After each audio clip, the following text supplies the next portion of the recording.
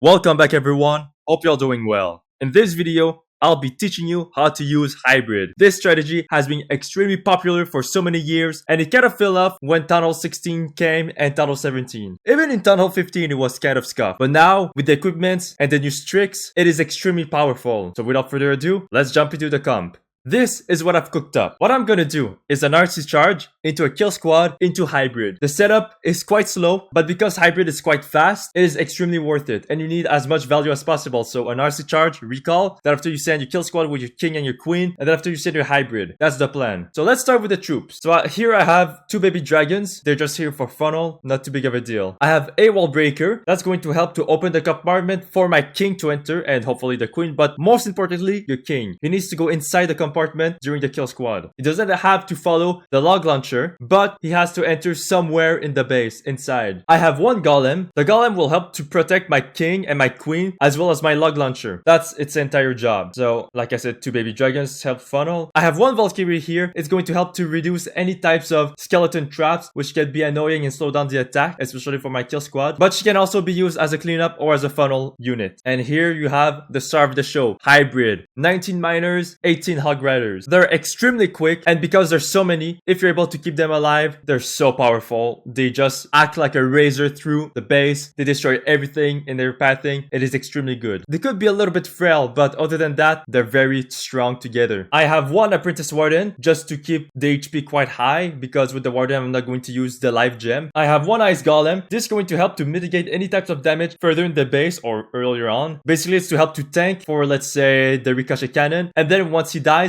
it's going to freeze an area. That way it's going to mitigate a lot of damage for my hybrid, so it's going to synergize quite well. I have 3 headhunters just to help to deal with any types of hero. I have 4 wizards to help for cleanup and 1 goblin just to clean up as well. So that's the troop. For the spells, since I'm going to do an RC charge, I have 5 invisibility spells and a recall. For my kill squad log launcher, I'm going to use 1 skeleton spell just to put on front of the log launcher to also protect the golem. That way you keep them alive as long as possible, meaning you have much more value overall. And I have an earthquake spell which is going to cripple any types of walls and any types of buildings and defenses in the pathing of the log launcher, meaning you get more value and you secure it, especially with a giant arrow of the queen, which I'm going to talk later on. And I have 2 free spells. They just help to freeze the area of, let's say, a single inferno tower targeting my king or my queen. I can easily freeze it. For the siege machine, I'm going to use the log launcher because we're doing a log launcher kill squad. For the CC, I decided to use 3 yetis because they're extremely powerful and a goblin as a filler. The yetis will be able to destroy the core completely, and because of your yeti might, especially under the rage, which we have 1 rage here, it's going to be extremely powerful. It's going to destroy a good chunk of the base in the core, mitigating a lot of damage for your hybrid. And I have 1 poison spell just to deal with the CC. For the heroes, very simple. King, I paired him with the Phoenix so that way he can revive, meaning he gets more value and he can tank more overall. I have the earthquake boots to open up the core inside. That way the king can go to next compartments as well as the queen if she goes inside. Or if the king decides to go outside, I can use his ability and hopefully he pats inside. And with the cleaner troops, I can easily pat him inside if needed. But it's going to also help for the yetis inside. I know the log launcher will open up the compartments, but just in case there's some compartments that needs to be opened that the yetis can get tons of value, then the king can easily open up those compartments. And obviously, I have the spiky ball to deal more damage overall. For the queen, I decided to pair her with Sneezy, with the giant arrow, and with the healer puppet. Now, honestly, Sneezy kind of is a good choice because you have the healer puppet right here, so you can protect them from any types of red air bombs. But I feel like Frosty is way better because of the frost mites mitigating damage overall. So honestly, Sneezy or Frosty, but I think with Frosty, you'll get more value. For the warden, I've paired him with Diggy, so that way it's going to stun defenses, mitigating a lot of damage. But I also discovered that pairing him with Lassie, for some reason, it kind of works because she goes on front way faster than the other troops. It gets the tank king, and I'll do the Eternal Tome and Healing Tome. It just stays alive, obviously. And it's quite tanky as a pet. I think it's the 3rd most tanky pet. And it does the most damage per second. So Lassie, do not sleep on it. I know Diggy kind of helps more because of the stun effect, but Lassie is not a lost cause. So you can consider Lassie in case. But I'm going to use Diggy. And last but not least, I have the RC. RC is very simple. I've decided to pair her with Spirit Fox, obviously for the Spirit Wall, the Electro Boots, and the Rocket Spear. I'm going to reuse the Rocket Spear once she's near, let's say, halfway during your main push in your attack once she's getting recalled. And I'm going to use it in case there are any types of defenses which are isolated, mostly like the Town Hall on the anti-2-star bases. I forgot to talk about the Queen a little bit. So the giant arrow is basically here to cripple any types of walls and defenses or trash building in the pathing of the log launcher, which by adding the damage of the earthquake spell, it's going to deal a lot of damage, meaning you're going to secure your value. And the healing puppet just to keep the hero alive. So that's all. Let's jump into planning. One of the first guys that I've made was about the RC Charge Kill Squad Super Hog Riders. And I've created a plan which is going to be quite similar to this one because Hybrid and Super Hog Riders kind of plays the same. So for the RC, you want to find a value where you're going to benefit for your log launcher. So let's say the log launcher, I can send it right here. Easy value. You get the Town Hall, you get the Hook Tower, you get this geared up cannon, you get all the inside right here with the Kill Squad. So you want to send probably your RC either on this side or this side. It's up to you. It's a symmetrical base. I like to send it at the bottom right here. So I'm going to send my RC right here. She's going to destroy a few buildings. Invis those buildings if needed. And once she destroys like those buildings right here, if only she gets a little bit more, she might pass right here as well. So just be careful. You know, as long as you get a little bit of value, that's all good. So this area is completely removed by the RC. Now you want to send your log launcher. And to do that, for your kill squad, you're going to send your golem right here. Once you send your golem, you want to check if you can place a skeleton spell, which honestly I think is going to be a good idea right here. It's probably going to be in range of the Town Hall, but at least going to mitigate a little bit of damage from the geared up defense. For the king, I think you're going to place it on this tile. That way he's going down there. Then after, once he's going down there, he's going to path on this bomb tower. And after he's going to come up. And after he's going to enter this area. While he's doing this, or before you're sending your golem, you can actually do some cleanup, like sending a baby dragon right here. That way the king will be assured to path inside right there. For the queen, very easy. You send it right there. And then you shoot your giant arrow right in the middle, crippling the defenses that you want to destroy with your log launcher. For the earthquake spell, very simple. Just place them right there. Easy value, very brain dead. You don't have to think much about it. So the king will path inside. And see, you don't really need a wall breaker in this scenario. But if, let's say, the walls were closed, then probably you need a wall breaker to wall break inside here. That being said, you might send another baby dragon once this one falls, or let's say, if he's able to get this mortar right here, that's all that matters, because the king will be assured to go inside no matter what. It's going to get tons of value. It's going to be great. Once everything arrives in the core, you can use a rage spell to destroy everything quite fast if needed. You can open up the core. Let's say you use your earthquake boots right here. It's going to create good value. It's going to create good pathing. You're going to open walls for these fire spitters, which hopefully your Yetis are able to take down, as well as your Yeti mites. Don't forget, here there's the Clan Castle troops that's going to spawn. So you need to place a poison spell either on top of it. Let's say there's furnaces. You want to place it right on top right here. If there are no furnaces, then just wait for the CC to come to you. So let's say you have super minions inside. Just place them once they spawn at their places. So rocket balloons, just place them preemptively once you know they're going to land on top of your first hero, which will probably be your king, etc. So don't forget your poison spell, very useful. And once everything is destroyed, so let's say they could easily take down like this value, all right, easily by themselves. Now you want to send your hybrid, and it's going to be very simple. It's going to be a very simple setup. You could either send your hybrid right here or down there right here. I would recommend to send it right there because it's not too spread out, as you can see, compared to on top, which is quite spread out. They could actually spread like this, and it's going to be a little bit difficult to keep them alive, especially under the Eternal Tome. So I'd recommend to place them under. So right here, where it's more skinny. What I like to do, especially here, don't forget we have an ice golem. So you can send the ice golem right here. It's going to take, or maybe like right here, it's going to take a little bit of tanking for this cannon. And then after, behind the ice golem, you can send few miners at the back right here to come and destroy those buildings on the side, okay? To create a small funnel for the rest of your miners. Once you send like, let's say 10 of them right here on this row, then you can send the rest of your miners. After, you can send all of your hog riders right there. And once you've sent all your riders, you can send your apprentice warden. You can send your warden as well. And you can send your recalled RC with the main pack. And they'll all move inside. Since you have funnel right here, then the miners will have an easier time to stay inside. Don't forget, you still have some of troops. You can preemptively put some, let's say right here, a wizard right there. So of course there's a Tesla you wanted to know. So if there's one that pops on you, you can easily repath another wizard right here. If there's another that pops on you, then you can try and repath it like right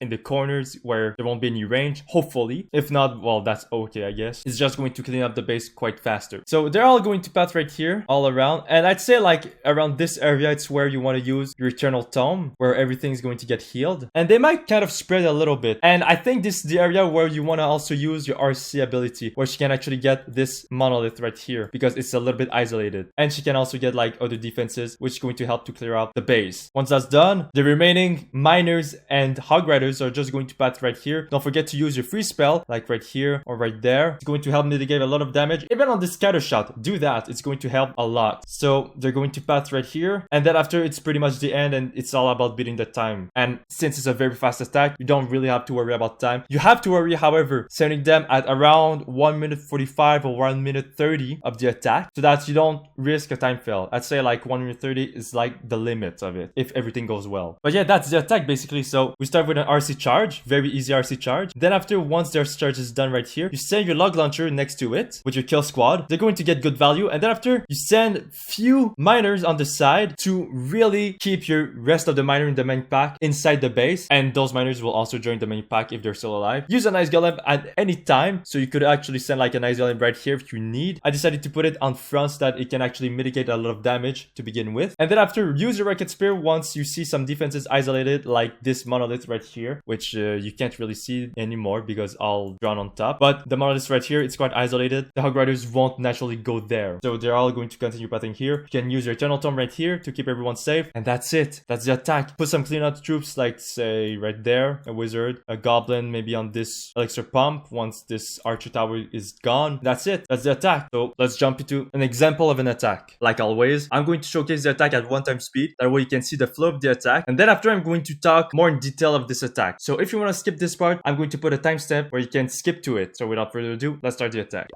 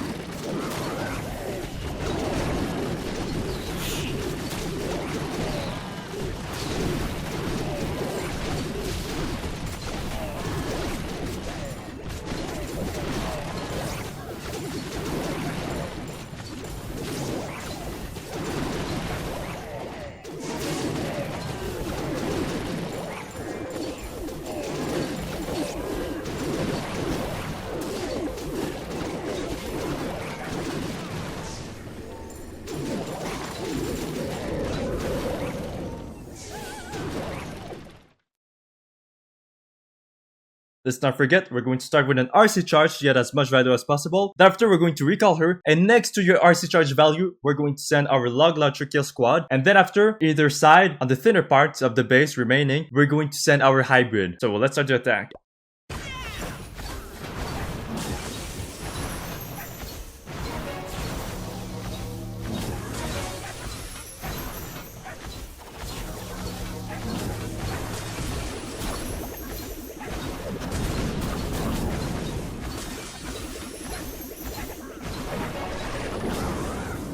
that was a simple RC charge, nothing too complicated, nothing too fancy, just taking out a lot of value right here to create a beautiful pathing for my kill squad. So I want to enter my king hopefully right here, so I'm going to wall break right there. I've decided to put a baby dragon right here, that way it's going to help funnel the king inside the base. So I'm going to send the king right here, he's going to walk along this side, after he's going to enter this part. I'm going to send my log launcher, then after I'm going to send an earthquake spell in this area to cripple the town hall, as well as this ricochet cannon and this X-bow, as well as the giant arrow. So it's going to be very good.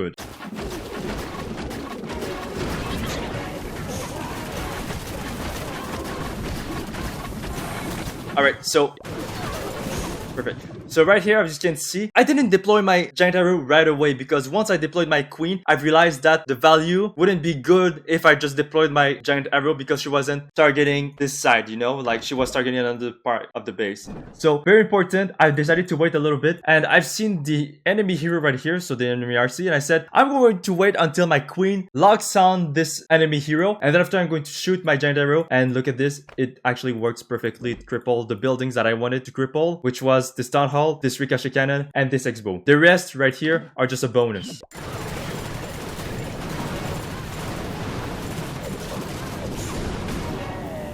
So this is unfortunate. My king did not go inside, and obviously it's quite understandable. All the buildings inside were gone, destroyed, and the remaining ones were on the outside. So I decided to use my earthquake boots right here. I know it's not optimal, but in this case, it's going to be very good because it's actually going to destroy this compartment when the king and the queen is going to enter there. So it's basically a crisis averted.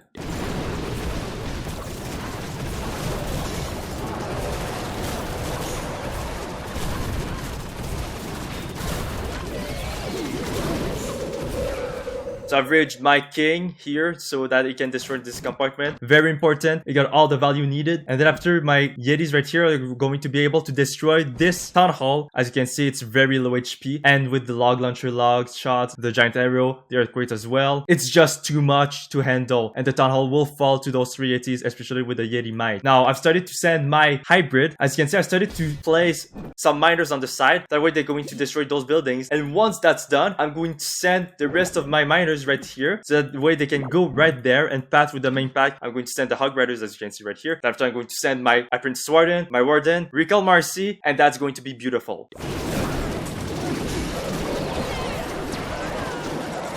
I've decided to send my Ice Golem right here. As you can see, it's getting targeted by this Ricochet Cannon. This is what we call damage mitigation. It's going to save a lot of HP for my hybrid. And as you can see right here as well, the Fire Spitter, even though it's not going to hit those parts, it could hit like those miners right there, which you will lose quite a lot of value. It's targeting my Ice Golem. So this is actually really great. So this Hidden Tesla, not really important, not gonna lie. But this Wizard Tower, very important because they can actually deal a lot of damage on top of your hybrid because your Hog Riders and your miners are not, you know, the most tankiest troops. This Ricochet Cannon, this Fire Spitter, this Wizard Tower, all targeting this Ice Golem, and once it's going to blow, it's going to freeze this area. It's perfect. It is the most perfect Ice Golem you can ask for. So I sent some headhunters, 3 headhunters, to deal with this king quite rapidly. That way those miners, hopefully they survive, they can actually join in the force and go destroy the rest of the base.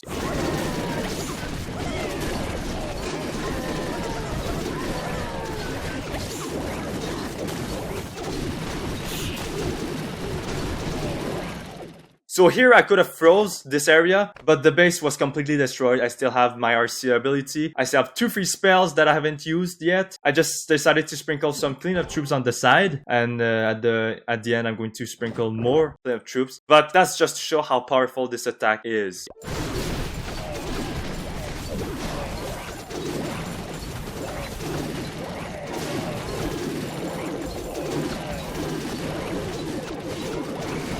Look at that. I still have swagged my RC ability. This is amazing. I still have 2 free spell. I still have my RC ability. Like, this attack is extremely powerful. If everything is done right, it's just too much for the base. The Ice Golem right here mitigating so much damage. It's too much to handle. The base cannot handle that much mitigation. And with all this Hog Rider, with all of those miners, it's too much distraction. And, you know, even though they're kind of frail, they're not that frail. You know, they're a little bit tanky. So they can survive a little bit of hits. Once you pop your Eternal Tome ability with the Healing Tome, they just get healed back up so fast. It's like a round 2. It's like if you're deploying another set of Hog Riders and miners. So this attack is extremely powerful.